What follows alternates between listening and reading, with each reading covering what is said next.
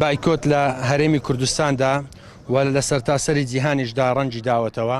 بە شۆڕشێکی ئەبینم. هەستەکەم شۆڕشێکی نوێیە بۆ شاربوونەوەی تاچی کوردی بۆ بەرانگاربوونەوەی داگیرکاری و دژمنانی کورد، چونکە کاریگەری خۆی هەبووە. من کە باس لە قەزای چۆمان بکەم، بایکۆت کاریگەری یەکجار زۆری کردیا. زۆر ئەو دوکاندارانەی ئەچین ئێستا پشتیان لە کاڵای تورکی و تا ڕادەیەکی ئێرانیش کردووە کە با بڵین پەنا بۆ کاڵای دیکانە ئەبن یان بەرهەمی ناو خۆی پێگەشە ئەکرێتن، کە من بە شۆڕشێکی ناوە بەم بەستم ئەوەیە کە بایکۆتکردنی کاڵای تورکی بەرهەمی ناو خۆ پەرەی پێ ئەدرێتن. ئەو بایکۆتە ئەبێتە هۆی ئەوەی کە جوتیارەکانی خۆمان، کارگەکانی خۆمان بەگەڕ بخرێنەوە،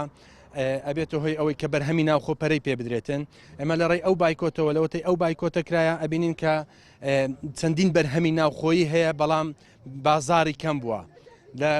هەمە جۆریشە بەرهەمەکان، لە خۆراکەڵی، لە کەلوپەڕی، لە کەلوپەلی ناوماڵڵی لە کوردستان هەیە، بەڵام بەهۆی بوونی کاڵای بێگانە بە تایبەت تورکی کە با بڵین قۆرغی بازاری کردووە،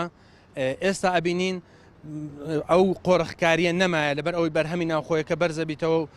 ئەوەش ئەبێتە هۆی ئەوەی کە با بڵین پارەی وڵات لە ناوخۆی وڵات سەرفەکرێت و ناڕواتە دەرەوەی وڵات بە ئابووری وڵات بەرزەبێتەوە. لۆیە ئەمن بە شۆڕشەکی ناوغەنم هۆی ئەو هێرشانەی کە تورکیا ئەی خاتە سەر ڕۆژئاوای کوردستان، بایکۆتکردنی کاڵا تورکیەکان و نەهێشتنی ئەو بازرگانی کە لە نێوان تورکیا و هەرێمی کوردستان باشووری کوردستان هەیە، ئەتوانین ڕێگریەک دروست بکەین لە بەردەم تورکیا بۆ ئەوی کەمتر بتوانێت چەکی پێ بکرێت و ئەو چەکانەشی بە هەموو زۆرە چەکێک تاقی ئەکاتەوە لەسەر ڕۆژئاوای کوردستان. ئێمە ئەتوانین بایکۆتەکە فراوانتر بکەین، چونکە بەو بایکۆتکردنە ئێمە هەم ئەتوانین تەندروستتر بژین، چکە هەموو کوالیتی شتومەکەکانی تورکی هەمووی کوالیتی خراپە، کوالیتیەکی زۆر نزم دێتە هەرێمی کوردستان. ئەگەر ئێمە بایکۆتەکە فراوانترکەین و لەسەر بایکۆت بەردەوام بین، ئەتوانین هەم تەندروستتر بژین و هەمیش ئەتوانین پەرە بە بەرهەمی ناوخۆیی بدەین. داواکارین لە بازرگانان و هەموو ئەو دوکاندار و ئەوانی خاوەن مارکێت و ئەوانە پێویستە بەدیلی کاڵای تورکی ببینەوە، چونکە پێم وایە بەدیلی هەموو شتێک هەیە، بەدیلی کاڵا تورکیەکان هەموو شتێک هەیە، هەموو هەتا لە خواردن و لە پێداویستەکانی تریش ئەتوانی بەدیلی بدۆزیتەوە.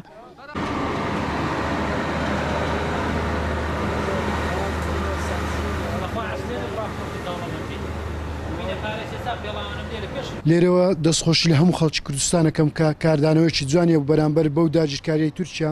کە دەستی بە هەڵمەتی بایکۆت کرد، بایکۆتکردنی کاڵای تورکی، و لە قۆناغی دووەم داوا لە حکوومەتی هەرێمی کوردستانەکەم، داوا لە توجارەکان و بازرگانەکانەکەم بەدیلی بەرهەم و کاڵای تورکی بدۆزنەوە بۆ خەڵکی کوردستان و بۆ هاونیشتمانیانی هەرێمی کوردستان، لە ڕێگای بۆ نمونە بەرهەمێنانی کەرتی کشت و کاڵی و برەودان بە کەرتی کشت و کاڵی و بازرگانە خۆشەویستەکانیش هێنانی ئەشیایی غەیرە تورکی لە وڵاتانی تر کە جێگای ئەشیای کاڵا و شومەکی تورکی بگریتەوە، بۆ ئەوەی ئەمەش بتوانین لە بەرامبەر ئەو هێرشە ناڕەوای کە تورکیا کاتە سەر ڕۆژئاوا، ئێمەش بتوانین بایکۆتی کاڵای تورکی بکەین کە گەورەترین شۆڕشی سپیاک، گەورەترین ینی شۆڕشی بازرگانیەکە میلەتان بتوانن لە بەرامبەر هێزە داگیرکەرەکان بیکەن. بەڕاستی بەمەش ئەمە سەرکەوتوو ئەبین، پەیامێکی گرنگ دەدەین